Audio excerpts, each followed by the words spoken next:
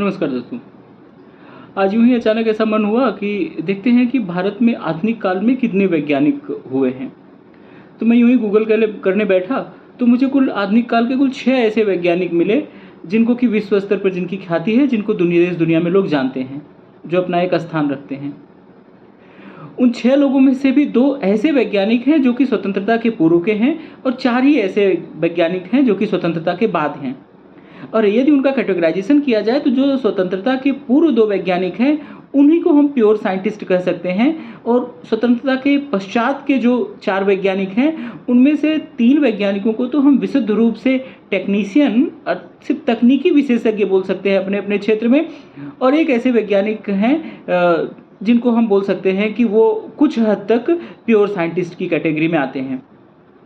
अब उनके नाम देख लेते हैं। स्वतंत्रता के पूर्व के वैज्ञानिक डॉक्टर सीवी रमन, डॉक्टर जगदीश चंद्र बोस, और स्वतंत्रता के पश्चात के जो प्रतिष्ठित भारतीय वैज्ञानिक हैं उनमें doctor Homi Jahangir Bhabha, doctor Vikram Sarabhai, doctor A P J Abdul Kalam और डॉक्टर सीएन राव। ये कुल मिला जुला करके 6 वैज्ञानिक होते हैं, जिनमें से तो होमी जहांगीर भाभा या विक्रम साराभाई हो गए, डॉक्टर एपीजे अब्दुल कलाम हो गए, तो ये विशुद्ध रूप से हम ये बोल सकते हैं कि तकनीकी विशेषज्ञ थे अपने अपने क्षेत्र के। इन्होंने उन्हीं फील्ड में काम किया जिन फील्ड में पहले से काम किया जा चुका था। उस तकनीक को सीख करके, उसमें इम्प्रोवाइजेशन करके, उसको भारतीय परिस्थिति के अनुसार उसका अनुकूलन किया और भारत में संस्थाओं का निर्माण करके उस पर शोध कार्य आगे बढ़ा करके भारत में उसके क्षेत्र में कुछ कार्य किया, आगे प्रगति की। ऐसा नहीं है कुछ नवीन खोज इनके द्वारा नहीं हो पाती है। एकमात्र वैज्ञानिक डॉक्टर सीएन राव हैं जिन्हें हम प्योर साइंटिस्ट की संज्ञा दे सकते हैं। ये पदार्थ विज्ञानी हैं और ये दुनिया के सर्वश्रेष्ठ पदार्थ वैज्ञानिकों में से एक हैं। इन्हें दुनिया के भिन्न भिन्न देशों से, इन्हें भिन्न भिन्न वैज्ञानिक संस्थाओं से इनको पुरस्कृत भी किया गया है।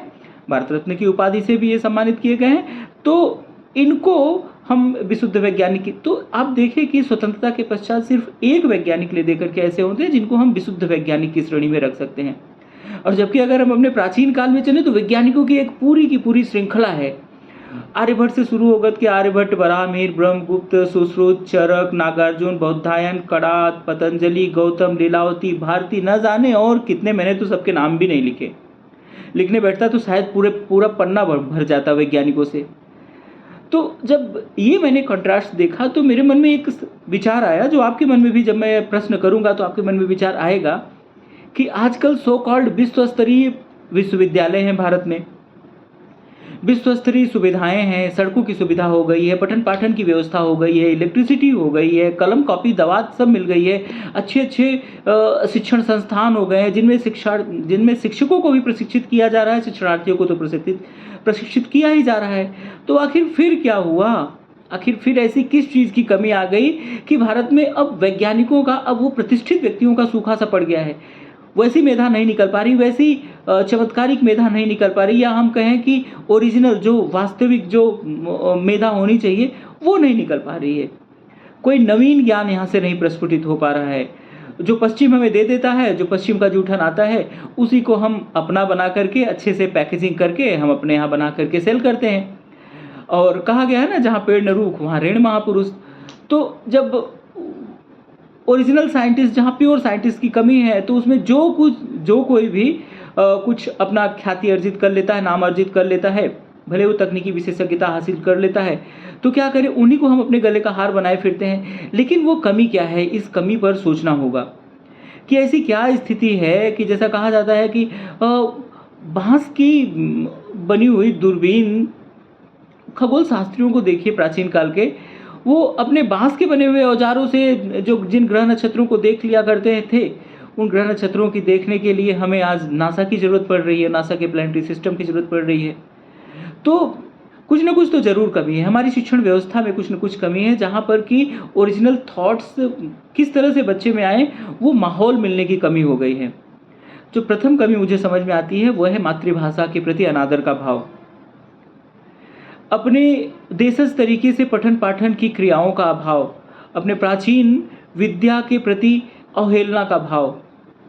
जब इस तरह के भाव हैं हमारे समाज में, हमारे नीति नियंताओं में, तो उसका दुष्परिणाम ये हो रहा है कि कुछ भी नया नहीं हो रहा है।